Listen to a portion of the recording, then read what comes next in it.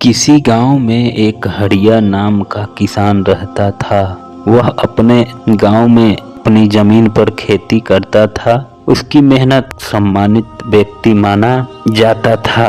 उसकी खेती में कड़ी मेहनत और परिश्रम की झलक दिखाई देती थी। हरिया का मानना था कि मेहनत ही सफलता का असली मंत्र है और यही उसने अपने बेटे को सिखाने की कोशिश कर रहा था। लेकिन दोनों बेटों की सोच और स्वभाव में काफी अंतर था। मोहन बड़ा बेटा हमेशा आराम से रहना पसंद करता था। उसे लगता था कि खेत का काम करने की कोई जरूरत नहीं है और वह बिना मेहनत के ही पिता की संपत्ति का फायदा उठाकर आराम से जिंदगी भर खाना खा सकता है। दूसरी ओर छोटा बेटा सोहन अपने पिता की तरह था। उसे खेतों में काम करना, नई चीजें सीखना और अपने पिता का हाथ बटाना बहुत ही पसंद था।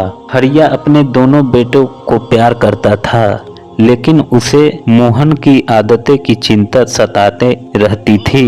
उसे महसूस होने लगा कि मोहन को मेहनत की आदत नहीं है और उसके असली स्वभाव के कारण आगे चलकर उसे और उसी की जमीन को नुकसान हो सकता है। उसने कई बार मोहन को समझाने की कोशिश की, लेकिन मोहन ने उसकी बातों को कभी गंभीरता से नहीं लिया। एक दिन हरिया ने अपने बेटे को बुलाकर कहा, बेटा, यह जमीन और खेती हमारे पूर्वजों की देन है। इसे संभालना हमारा फर्ज है। अगर हम मेहनत नहीं करेंगे तो यह संपत्ति बर्बाद हो जाएगी। मेहनत का कोई विकल्प नहीं है और यह बात जीवन में हमेशा याद रखना चाहिए। सोहन ने पिता की बातें ध्यान से सुनी, लेकिन मोहन पर इसका कोई असर नहीं हुआ। वह अपने पिता की बातों को अनसुना करके अपनी आलसी बरकरार रखा। कुछ समय बीतता गया और एक दिन हरिया बीमार पड़ गया। उसकी उम्र अब अधिक हो चुकी थी और शरीर में काम करने की ताकत भी पहले जैसी नहीं रही। उसने महसूस किया कि अब वह ज्यादा दिनों तक खेती नहीं कर पाएगा और उसे नहीं रहने पर खेतों में देखभाल करने का जिम्मेदारी कौन लेगा। हरिया को यह भी पता था कि उसके बाद मोहन खेती में बिल्कुल ध्यान नहीं देगा और सोहन अकेला इतना सारा काम नहीं संभाल सकेगा। इसलिए हरिया ने एक योजना बनाई ताकि वह अपने दोनों बेटों को मेहनत और जमीन की देखभाल करने का महत्व समझा सके। उसने अपने बेटे को पास बुलाकर कहा, बेटा, मेरे जीवन की आखिरी इच्छा है कि तुम दोनों मिलकर मेरे खेतों में छिपे खजाने को ढूंढो। यह खजाना मैंने अपनी पूरी जिंदगी की मेहनत से जमा किया है और मेरे बाद यह तुम दोनों का ही होगा। मोहन को खजाने की बात सुनकर बहुत खुशी हुई और उसने सोचा कि उसे अब कभी मेहनत नहीं करनी पड़ेगी और आराम की जिंदगी बिताने के लिए उसे कुछ समय के लिए बस खजाने की खोज में मेहनत करनी होगी। सोहन को भी पिता की बातें पर विश्वास था, लेकिन उससे खजाने का महत्व समझ में नहीं आया। वह सिर्फ अपने पिता की इच्छा का आदर करते हुए उसकी बात मानने को तैयार हो गया।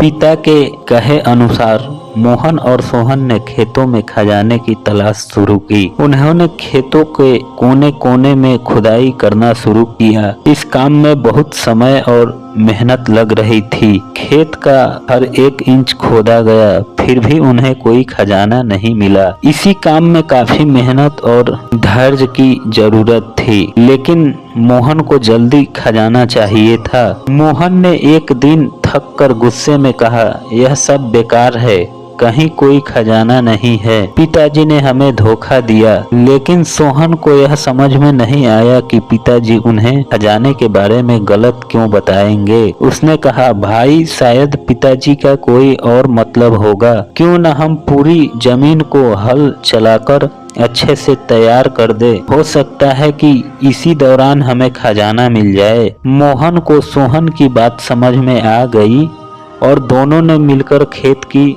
जुताई करना शुरू किया। इस बार उन्होंने पूरे खेत को अच्छी तरह से जोता और उसमें बीज बोए। इस दौरान उन्होंने खेत को नई ऊर्जा के साथ तैयार किया, जिससे मिट्टी उपजाऊ हो गई और बीज आसानी से अंकुरित होने लगे। कुछ महीनों के बाद फसल की कटाई का समय आया। खेत में पहले से ज्यादा अच्छी और भरपूर फसल। यह देखकर मोहन और सोहन दोनों बहुत खुश हुए। इस बार फसल इतनी अच्छी हुई कि उन्होंने पहले कभी ऐसी फसल नहीं देखी थी।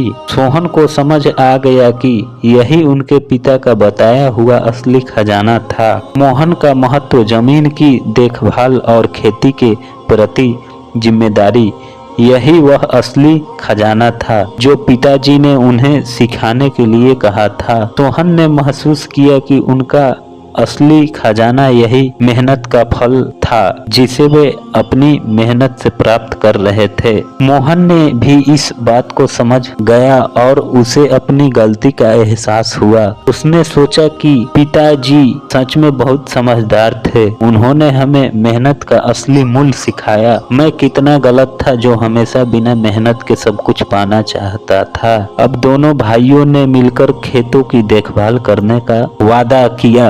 उन्होंने तय किया कि वे अपने पिता के बताए हुए रास्ते पर चलेंगे और खेतों को अच्छी तरह से देखभाल करेंगे।